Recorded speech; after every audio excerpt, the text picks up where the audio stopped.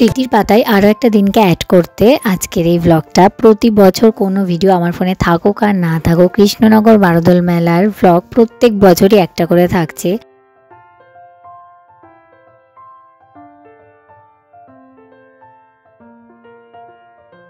প্রায় মাসের হাফ দিন ধরে অসৌচ কাটানোর পর মেলায় যাওয়ার জন্য আমরা প্রত্যেকেই উদগ্রীব। তাই আমি আর বোন কারোর জন্য অপেক্ষা না করেই বেরিয়ে পড়লাম, আর সাথে ছিল ক্যামেরাম্যান, একটা খুব কাছের ফ্রেন্ড আর কি। ওকে বললাম ভিডিওতে আয়, আমি ক্যামেরা করছি, কিন্তু ও বলে যে আমি তোদের ভিডিও করে দিচ্ছি কিন্তু আমি আসবো না, কারণ সে যে ক্যামেরা শাই। তো যাই হোক, আমরা ঢুকে গিয়েছি মেলায়। আর বিশ্বাস করো, এই দিনকে গিয়ে আমরা তো খাওয়া দাওয়া করতে পারবো না, মানে নিরামিষ ছিল আমাদের সেই দিনকে। তাই ভেবেছি যে যাই খাই না কেন, মানে খাওয়া দাওয়া কম করে কেনাকাটা প্রচুর পরিমাণে করব, আর সেটাই করেছি। না ভেবো না যে এখানেই আমি পুরো বইটাই পড়ে ফেলছি। আমি এই গল্পটা পড়েছি, আমার চেনা চেনা লাগছে, তাই আমি কয়েকটা পাতা দেখছি, কয়েকটা লাইন পড়ে যে এইটাই আমি পড়েছি। তো না পড়লে বইটা নেবো আর কি। তো যাই হোক, আর তারপর দেখতে এসেছিলাম এই মালাগুলো। জানো, এই মালাগুলো আমি ভিডিওতে দেখছি আর এখন মনে পড়ছে যে এই মালাগুলো আমার পছন্দ হয়েছিল। আমি আরও কিছু কালেকশান আরও অন্য দোকানে দেখবো বলে তখন নিলাম না, কিন্তু এখন আমার মনে পড়ছে যে আমি তো মালাটা নিইনি, মানে ভুলেই গিয়েছি পুরোপুরি। তারপর যেটা প্রত্যেক বছরই নিই, কানের, যতই কানের থাকুক না কেন মেলায় গেলে, মেনলি বারোদোল মেলায় গেলে কানের যেন আমাদের নিতেই হবে। তারপর নিয়ে এসেছি আমি আমার বোনকে, ও তো আমার চেয়েও বেশি কেনাকাটা করার জন্য এক্সাইটেড ছিল। আর দেখো, ক্যামেরা সবসময় আমাদের দিকেই ফোকাস করা হয়েছে, যেটা আমি ভিডিও করলে করিই না, কারণ আমিও ভীষণ ক্যামেরা শাই, তবুও আমি ভিডিও করি, সেই কারণে আমাকে সামনে আসতে হয় আর কি। তো যাই হোক, আমি তারপরে এই চুড়িগুলো দেখছিলাম, আমার বোন আমাকে হট করে বললো তোর ভালো লাগছে ওই চুড়িগুলো। তখনই বুঝলাম যে ওর ভালো লাগছে না, কিন্তু আমার ভালোই লাগছিল। কিন্তু ওই যে সবার পছন্দ না হলে নেওয়া যায় না, তাই আমিও নিইনি। তারপর কাপের দোকানে আসলাম, কারণ আমি প্রত্যেকবার মেলাতে একটা না একটা কাপ কিনবই। আমি যেরকম চা প্রেমী, তেমনি কাপ কিনতেও ভীষণ পছন্দ করি, কিন্তু এবার আমি আর কাপ নিইনি। আর এখানে ওই রাধাকৃষ্ণের কার্টুন ছবিটা পছন্দ, কিন্তু ওটার দাম কত যেন, 550। তাই কিনবো এমন ভাবনা মাথার থেকে ফট করে সরিয়ে দিয়ে চলে গেলাম অন্য দোকানে। কৃষ্ণনগর বারোদোল মেলায় প্রথম 3 দিন যেই ঠাকুর থাকে, সেই প্রথম 3 দিনের শেষের দিনটা আমি আর বোন মায়ের সঙ্গে এসেছিলাম ঠাকুর দেখতে। আর তখন মেলা ঘোরার সময় একটা দোকানে কতগুলো বোতল দেখেছিল বোন, আর তখনই আমার কাছে জেদ করেছিল, কারণ মা অপ্রয়োজনীয় জিনিস একেবারেই কিনতে দেবে না। আর অনেকগুলো সুন্দর সুন্দর বোতল ওকে কিনে দেওয়া হয়েছে, আমি নিজেও কিনেছি। তাই ও আমার কাছে তখনই বলে রেখেছিল, দিদি তোর সঙ্গে যখন মেলায় আসবো তখন কিন্তু আমাকে এই বোতলটা কিনে দিতেই হবে। ঠিক আছে, ওর এখন আবদার, মানে এখন আবদার করছে, ছোট আছে তাই।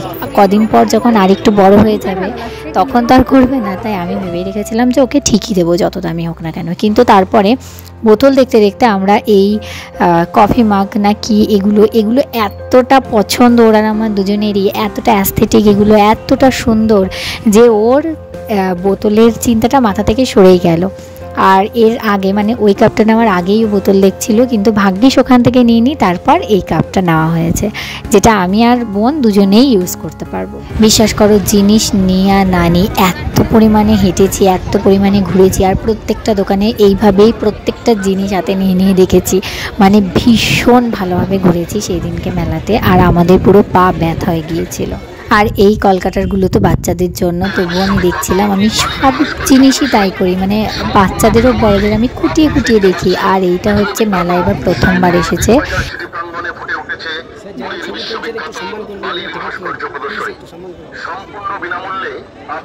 একটু সহযোগিতা করবেন শিল্পীকে,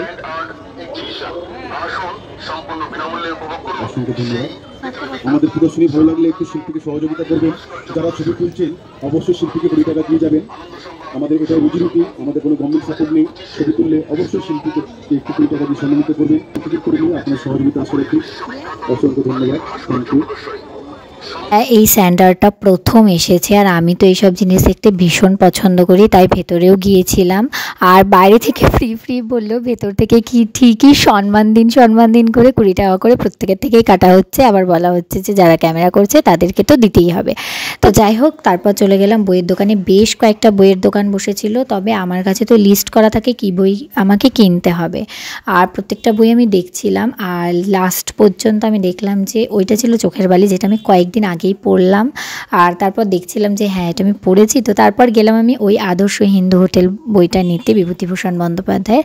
তো ওই বইটা আমার পড়া হয়নি এখনও, তো ওই বইটা কিনলাম। আর যেহেতু নিরামিষের মধ্যে এই জিনিসটা না, মানে এই স্প্রিং পটেটোটা আমরা এখনও ট্রাই করিনি, তাই ভাবলাম যে আজকে এটাই খাওয়া যাক, কারণ সম্পূর্ণ নিরামিষও আছে আর একটা ইউনিক কিছু ট্রাই করা হয়ে যাবে। বিশ্বাস করো, বাড়ির থেকে ভেবে গিয়েছিলাম মন খারাপ করে যে কিছুই খেতে পারবো না, মেলায় গিয়ে কিছু না খেতে পারলে কেমন হয় নিরামিষের মধ্যে, কিন্তু গিয়ে প্রচুর ফুচকা খেয়েছি, স্প্রিং পটেটো খেয়েছি, আইসক্রিম খেয়েছি, না আইসক্রিম না লস্যি খেয়েছিলাম। আর তারপর বেরোনোর পর এতটা পেট ভরে গিয়েছিল যে আইসক্রিমটা খেতেই পারিনি। আর আমি তো সব জায়গায় মানে মেলায় গেলে আইসক্রিম খাবোই, এমনকি বাইরে বেরোলেও আইসক্রিম খাই, কিন্তু সেদিন আর পেটে জায়গা ছিল না।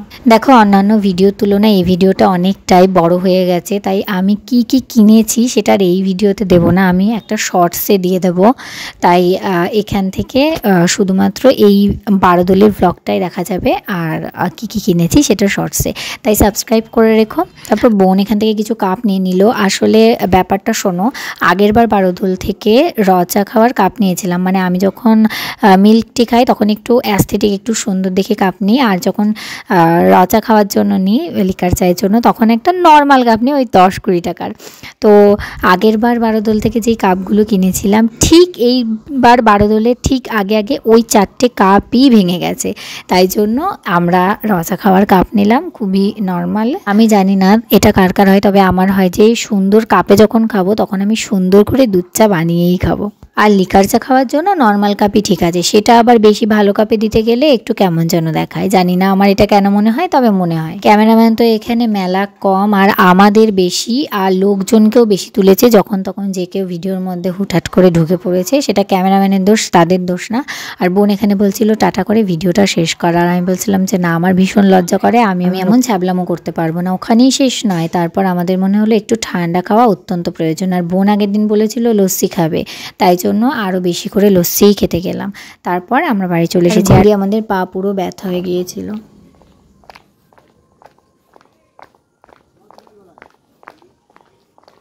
গেছিলাম ওই 6টা 6:30, এখন বাজে 9:45, তার মানে বুঝতেই পারছো কত ঘুরেছি আমরা, ভীষণ ক্লান্ত। তবুও কী কী কিনেছি সেই একটা ভিডিও করেছি, যদিও ভালো হয়নি, আমার ভিডিও যায় না কেন, আমার ভালোই লাগে না। তো যাই হোক, আজকের মতো এইটুকুই, দেখাবো অন্য কোনো আর্ট ভিডিও নিয়ে। টাটা।